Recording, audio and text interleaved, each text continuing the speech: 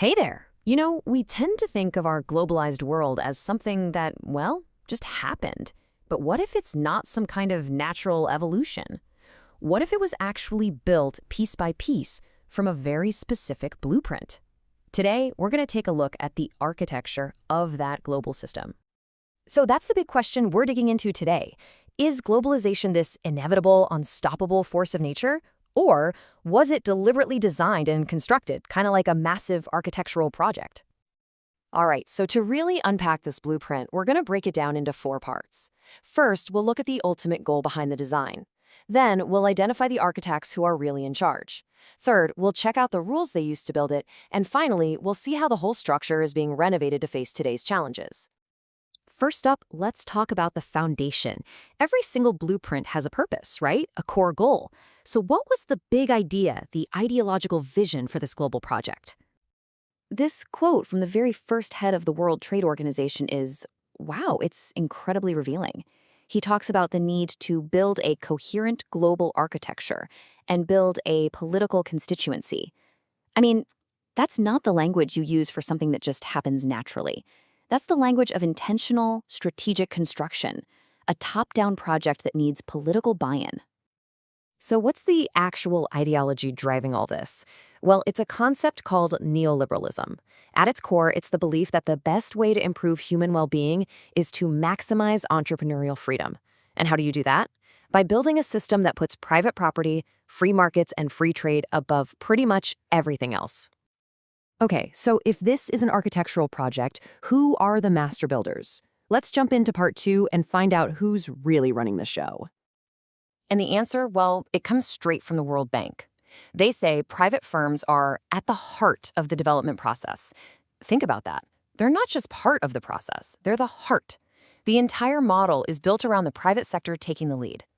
So how does this actually play out in the real world? Well, governments are encouraged, sometimes pretty heavily, to create what's called a better investment climate. And this basically means taking real steps to make life easier for corporations, cut their costs, lower their risks, and get rid of any rules or protectionist barriers that might stand in the way of competition. And you can see this institutionalized in organizations like the World Economic Forum.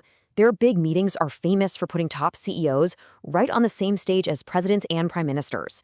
This moves the private sector from being just an economic player to being a key partner in global management and governance. All right, on to part 3, the rules. A blueprint is pretty useless if you don't have the tools and regulations to make it happen. So, how is this whole global system actually managed? One of the key tools here is this idea of good governance. But what does that really mean in this context? It often boils down to a very specific checklist for countries. Shrink your public sector, focus your economy on exports, lower taxes on trade, and of course, create strong legal protections for corporate investments. And there's no mystery about the goal of this checklist, right? It's all about getting a country shipshape, making it ready and perfectly optimized for private companies to come in, invest, and kickstart growth. The whole system of governance is pointed towards that one primary goal. But this brings up a really critical question. When these global institutions are setting the rules for good governance, what happens if those rules clash with what the citizens of a country actually want, what they vote for?